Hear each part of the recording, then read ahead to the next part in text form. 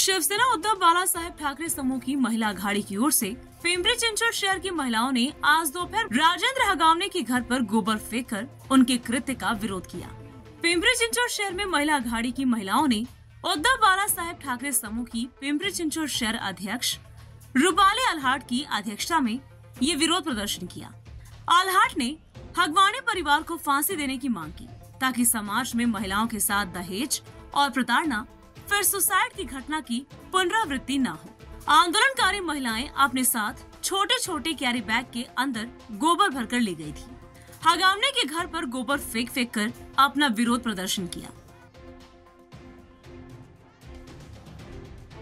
खरं तर एका निरागस मुलीचा या ठिकाणी जीव घेतलेला आहे आणि त्याच विरोधात आम्ही या ठिकाणी निषेध आंदोलन करत त्यांच्या हगवणे कुटुंबियाच्या घरावरती शेण फेकून निषेध व्यक्त केलेला आहे। खरं तर आज वैष्णवीला न्याय मिळायची गरज आहे, नाहीतर आज समाजामध्ये अनेक वैष्णवी निर्माण होतील। हे जर थांबवायचं असेल तर आरोपींना सगळ्यांना फाशीची शिक्षा आणि इथं पूर्ण त्यांच्या गावात त्यांची धिंड काढली पाहिजे। त्याच्याशिवाय या नराधमांचे डोळे उघडणार नाही असं आम्हाला शिवसेनेच्या वतीने या ठिकाणी सांगायचं आहे।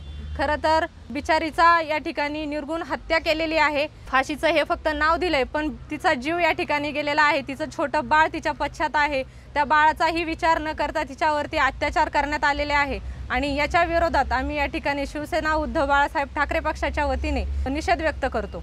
आज जो वैष्णवीचा ह्या हगवणे कुटुंबियाकडनं जो बळी गेलेला आहे, हुंडा मागून आई वडिलांनी एवढं देऊन सुद्धा त्यांनी आज तिला मारलेला आहे। अनेक गोष्टींची पैशाची मागणी केलेली आहे आणि हे सगळं तिच्या आई वडिलांनी देऊन सुद्धा आज त्या मुलीच्या अंगावरच्या जखमा जर 24-25 जखमा त्या मुलीच्या अंगावर या लोकांनी केलेल्या आहेत। अशा या लोकांना समाजामध्ये राहण्याची सुद्धा यांची लायकी नाही। ह्या लोकांना फाशीची शिक्षा ही झालीच पाहिजे आणि आज त्याच कारणाने आम्ही आज उद्धव बाळासाहेब ठाकरे गटाच्या वतीने आज इथे येऊन आंदोलन करतोय आणि आमची ही मागणी आहे पक्षाच्या वतीने की ह्या नराधमांना फाशीची शिक्षा ही झालीच पाहिजे।